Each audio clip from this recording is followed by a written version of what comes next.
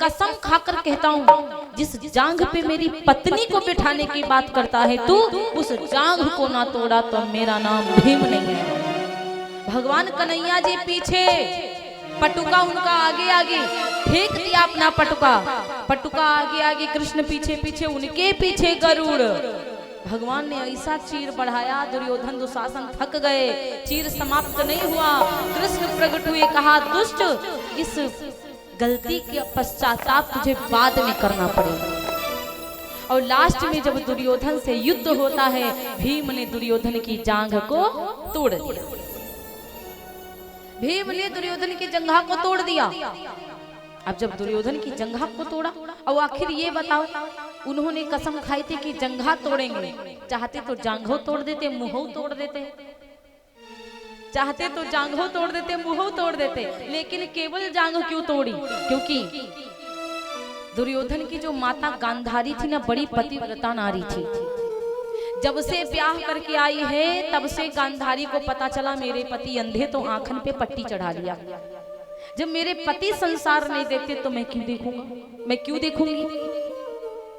तब से पतिव्रता कहलाती है। और गांधारी ने कहा दुर्योधन से, पुत्र मैं जानती हूँ कि तुझे पांचों पांडव मारेंगे, इसलिए एक काम कर, पूर्ण वस्त्र निकाल दे, नग्न हो जा, मेरे पास आ जा, मैं तुझको अपनी इन आंखों से देखूंगी, जहां जहां मेरी नजर तेरे अंगों पर पड़ेगी तू वज्र का हो जाएगा और तुझे कोई मारने वाला पैदा तक नहीं होगा। गांधारी ने जब अपने बेटे से ये बात कही तो दुर्योधन गया, पूरे कपड़े निकाल कर आ रहा था। भगवान जान गए ये जा रहा है, और भगवान को पता था अगर गांधारी ने पूर्ण वो देख लिया इसको तो इसको मारने वाला कोई नहीं होगा। भगवान तुरंत दुर्योधन को आगे मिल गए। ठहरो दुर्योधन, अरे कहाँ को जा रहा है ऐसी अवस्था में? दुर्योधन ने कहा मेरी माँ ने ऐसे ऐसे कहा है। कहा अरे माँ है वो तो कुछ कह देती है, अरे कम से कम कुछ तो पहन ले। उसने पत्ते चिपका लिया जांग तक के, कमर से लगा के जांग तक के। अब गांधारी के पास पहुंचा, गांधारी ने पट्टी जैसे खोला, पहली नजर बेटे कोई देखा, दुर्योधन को देखा, पूरे शरीर पर नजर पड़ गई, खुला था पूरा शरीर, और जांग तक कमर से लगा के जांग तक के नजर नहीं पड़ी, इसलिए वो वज्र का नहीं बना, पूरा शरीर इसका वज्र का बन गया। पूरा शरीर वज्र का बना, केवल जांग तक के पत्ते थे इसलिए नहीं बना। इसलिए भीम की बात को भगवान ने पूरा ही करवा दिया। लास्ट में बात आई, भीम ने जंघे तोड़ दिया उसकी।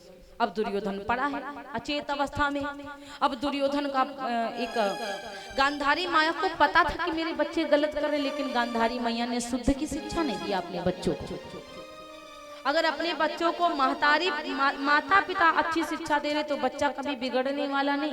कभी कभी बच्चे अच्छे होते तो माता पिता दुष्ट प्रवृत्ति के निकल जाते, और कभी कभी माता पिता अच्छे होते तो बच्चा दुष्ट प्रवृत्ति का निकल जाता है।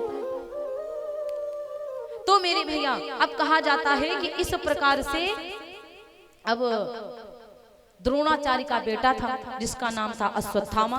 देखा मेरा मित्र पड़ा हुआ, और जो मित्र मित्र के दुख में दुखारी ना हो खेला वो मित्र कहलाने के काबिल नहीं थे। जो मित्र मित्र के दुख में दुखित होता है वही सच्चा मित्र होता है। आजकल के जमाने में सच्चे मित्र मिलने वाले मुश्किल की बात है मैया, और अगर कहीं मिल गए तो उनकी कदर लोग नहीं करते, कदर नहीं करते। समय अच्छा है ना, इसलिए अच्छे मित्र भी संग हैं, और जिस समय तुम्हारा समय खराब आएगा कोई देखने वाला भी तुमको नहीं मिलेगा। इसलिए समय जो मित्र तुम्हारे पास उसकी कदर करना सीखो। अच्छे लोग जो तुम्हारे संग जुड़े हुए उनकी कदर करना सीखो, वरना तरसोगे, मुलाकातें तक नहीं होंगी। आज यही हुआ है, ये हुआ। अश्वत्थामा ने मित्रता निभाई, जानता था दुर्योधन की गलती, फिर भी अश्वत्थामा ने कहा भाई तुम्हारे लिए जो कहोगे कर डालूंगा। अश्वत्थामा ने इससे कहा दुर्योधन जाओ 5 पांडवों की गर्दन काटकर मेरे सामने ले आओ, तब मानूंगा कि तुम मेरे सच्चे अच्छे मित्र हो।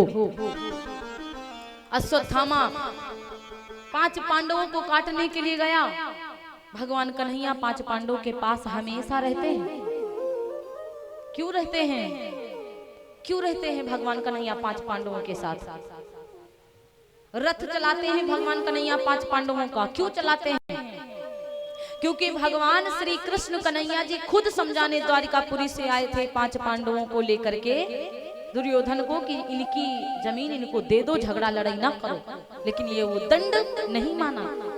नोक भर भी सुई की नोक भर भी जमीन नहीं दूंगा, जमीन देंगे तो युद्ध करना पड़ेगा पांचों पांडवों को मुझसे। भगवान कन्हैया ने कहा, मूर्ख दुर्योधन, मैं तुमसे सही से बात करता हूँ, तुमको तनिक भी सहूर नहीं है कैसे बात करी जाती है। दुर्योधन ने कहा, मैं जमीन नहीं दूंगा, युद्ध करना पड़ेगा। तब कृष्ण ने कहा, अगर धर्म की लड़ाई करना पड़े तो झुकना नहीं है, जाओ तुम युद्ध करो। तुमने युद्ध का नाम सुना है लेकिन युद्ध की बर्बादी नहीं सुनी। कितने माताओं के बेटा चले जाते, कितनी पत्नियों का सुहाग चला जाता, कितने बच्चों के पिता चले जाते। तुम दुर्योधन का केवल तुम युद्ध का नाम ही सुने हो, तुम युद्ध जानते नहीं हो। युद्ध बहुत गलत बात, बहुत गलत चीज है, इतना याद रखो। लेकिन मैं तुम दोनों से कहता हूँ, अर्जुन दुर्योधन, तुम दोनों मुझसे कुछ मांग लो। अब दोनों ने जब मांगने की बात सुनी कि कन्हैया जी खुद कहते हैं कि तुम मुझसे कुछ मांग लो, तो प्रातः काल सुबह ही हुई, दुर्योधन जाके मांगने के लिए भगवान कन्हैया के सर के पास खड़ा हो गया। प्रातः काल कोई व्यक्ति सो रहा हो, लेटा हो, उससे कुछ मांगने के लिए चल दो, सुबह ही सुबह जाकर उसका माइंड डिस्टर्ब कर दो, तकलीफ होगी कि नहीं होगी। अब सर के पास खड़ा हो गया, सर के पास खड़े नहीं होना चाहिए। अब जैसे सर के पास खड़ा हुआ, भगवान को प्रणाम भी नहीं किया और कहता है, भगवान आपने तो कहा था हमसे कुछ मांग लो, हम मांगने आए। भगवान ने कहा, इनको देखो। तब तक अर्जुन जी आ गए, प्रभु जी प्रणाम। भगवान खुश हुए, ये आया तो प्रणाम किया, मांगने के लिए प्रणाम तो किया। तो भगवान ने कहा, भाई मांगो, दोनों लोग मांग लो। तो दुर्योधन पहले टप से बोल पड़ा, नहीं, हम पहले आए तो हम पहले मांगेंगे। भगवान ने कहा, मांग लो। दुर्योधन को लगा भगवान के संग पास में एक नारायणी सेना है। दुर्योधन जानता था इनके पास एक नारायणी सेना है, उस सेना को ले लूंगा तो और हम सब ज्यादा हो जाएंगे। दुर्योधन ने कहा, प्रभु आप अपनी नारायणी सेना को मुझे दे दो। भगवान ने कहा, जाओ ले जाओ।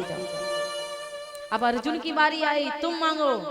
अर्जुन ने कहा, प्रभु ना मुझे नारायणी सेना चाहिए, ना आपका ये धन दौलत चाहिए, हमको आप चाहिए। हम आपको मांगते हैं, और जब आप ही को मांग लिया तो नारायणी सेना माने कछु नहीं। भगवान जिसके संग है उसके पास कोई कमी नहीं है। इसीलिए अर्जुन के संग में भगवान कन्हैया अर्जुन का रथ चलाते हैं। भगवान से उनकी सामान मांगने से अच्छा खुद उनको मांग लो। अब अगर खुद उनको मांग लोगे तो कोई कमी नहीं होगी। अब तब झगड़ा हुआ, तभी तो भगवान 5 पांडवों की जीत हुई। और जब जीत 5 पांडवों की हुई तो कहा जाता है दुर्योधन अश्वत्थामा गया 5 पांडवों की गर्दन काटने। तब तक भगवान कन्हैया जाने गए, तनकी जाने मन की जाने, जाने चित की चोरी, उनसे कहा छुपाए। 5 पांडवों से कहा, तुम लोग यहाँ से हटो, रैन बसेरा से हटो, उस रैन बसेरा में चलो, बच्चों को यहाँ लिटाओ। द्रौपदी के 5 बच्चे थे, 5 पांडवों को बदला करके वहां, अदला करके यहाँ बच्चों को लिटाए। अश्वत्थामा को लगा 5 पांडव लेटे हैं, 5 पांडव समझ कर ओढ़े हुए बच्चों की गर्दन काट दिया, 5 बच्चों को खत्म कर दिया। सरों को हाथ में पकड़ करके दुर्योधन के पास गया। दुर्योधन बहुत प्रसन्न हुआ, वाह मित्र हो तेरे जैसा, सर तो खोल के दिखाओ। और जैसे सर खोल कर दिखाया, दुर्योधन को इतना कष्ट हुआ मानो वज्र आघात। मूर्ख, 5 पांडवों को मारने को कहा था, ये 5 द्रौपदी के बेटों को नहीं कहा, तूने तो मेरा वंश खत्म कर दिया। अब भैया खत्म हो गया दुर्योधन को श्राप था कि जब एकदम ते प्रसन्न होगा, एकदम ते दुखी होगा तब मरेगा। जब आया लेकर तो प्रसन्न हुआ, जब सर देखा तो दुखित हुआ, बस प्राण पखेरु उड़ गए, मृत्यु हो गई। अब भैया जब अश्वत्थामा की कृत्य का पता चला तो मारा भी नहीं, क्योंकि ब्राह्मण है, लेकिन ब्राह्मण का अपमान कर दो तो मरे के समान ही है। आधी मूछ मुंडवा दिया, आधे बाल मुंडवा दिया, काला कालिक लगा दिया, पूरा घुमाया हस्तिनापुर। कहा ये मूर्ख 5 पांडवों के नवजात शिशुओं को मारने वाला ये पापी है। अब इतना बदनाम हो गया, अब उसके अंदर समझदारी नहीं आई कि मैंने गलती करी थी इसलिए मुझे सजा मिली है, बदले की भावना आई कि हमको इतने इसने बदनाम किया, हम इसका कुल वंश सब खत्म कर देंगे। चक्रव्यूह में रच कर 5 पांडवों के बेटा अभिमन्यु को मारा था। अभिमन्यु की पत्नी थी जिसका नाम था उत्तरा, और उत्तरा गर्भवती थी, और बेचारी उत्तरा के गर्भ में जाके ब्रह्मास्त्र छोड़ दिया अश्वत्थामा ने। अब तो बेचारी उत्तरा बड़ी जोर चिल्लाई, जब जलन हुई गर्भ में तो भगवान को याद किया कि मेरा कोई ना सहारा।